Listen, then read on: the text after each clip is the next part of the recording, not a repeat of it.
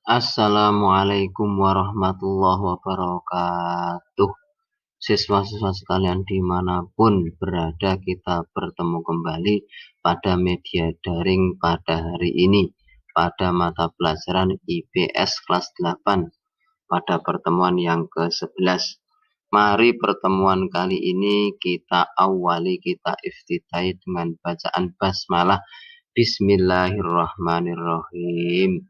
Kita ketemu, masih kita membahas interaksi antar negara-negara ASEAN. Pengertian faktor pendorong dan penghambat kerjasama. Kalau kemarin kita membahas tentang faktor yang mendorong terjadinya kerjasama, sekarang kita membahas tentang faktor yang menghambat kerjasama. Yang pertama adalah adanya perbedaan ideologi. Ideologi, kita harus tahu dulu apa yang dimaksud dengan ideologi.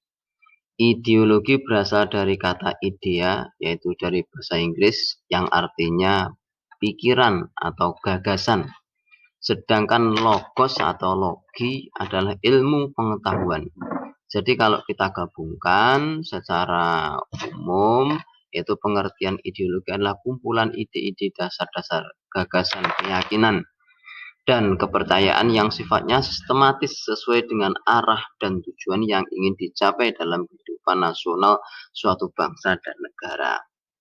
Jadi kalau orang mempunyai gagasan yang tidak sama, adanya perbedaan, maka akan menghambat terjadinya kerjasama. Ini misalkan ini ada gambar yang dipikirkan antara satu orang dengan orang lain berbeda.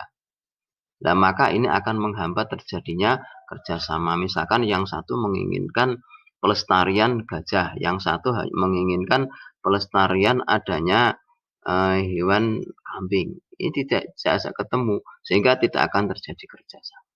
Kita lanjut. Faktor penghambat yang kedua adalah konflik dan peperangan. Kondisi konflik dan peperangan yang terjadi dalam negeri maupun antar negara akan mengganggu stabilitas negara tersebut, sehingga akan menghambat adanya kerjasama karena kondisi tidak aman, sehingga orang-orang dalam membuka usaha ini akan sulit. Orang yang ingin menanamkan modal akan tidak mau karena tidak aman. Misalkan di sini ada peperangan nih, ya, ini kan menyebabkan negara tidak aman, sehingga akan sulit terjadi kerjasama antar negara. Kita lanjutkan.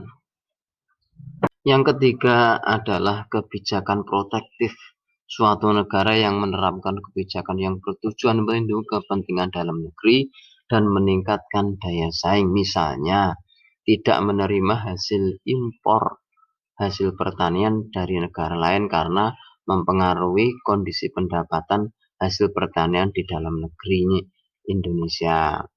Misalkan Indonesia untuk melindungi petani-petani di Indonesia, maka tidak impor barang-barang yang merupakan hasil pertanian. Faktor yang keempat yaitu adanya perbedaan kepentingan tiap-tiap negara. Kerjasama dibutuhkan bagi perkembangan dan masa depan negara di dunia. Akan tetapi dalam kerjasama antar negara, tiap-tiap negara memiliki kepentingan yang berbeda. Perbedaan ini akan menghambat kerjasama yang harmonis sehingga kerjasamanya tidak bisa maksimal. Adanya perbedaan golongan, perbedaan kepentingan masing-masing akan menyebabkan kerjasama ini tidak bisa maksimal atau terhambat. Adanya kepentingan partai dan seterusnya. Kalau ingin kerjasama ya full kerjasama, kepentingan bersama satu kawasan. Siswa-siswa sekalian, kita akhiri pada pertemuan kali ini. Kita akhiri dengan bacaan hamdalah. Alhamdulillahirabbil alamin, billahi taufiq wal hidayah. Assalamualaikum warahmatullahi wabarakatuh.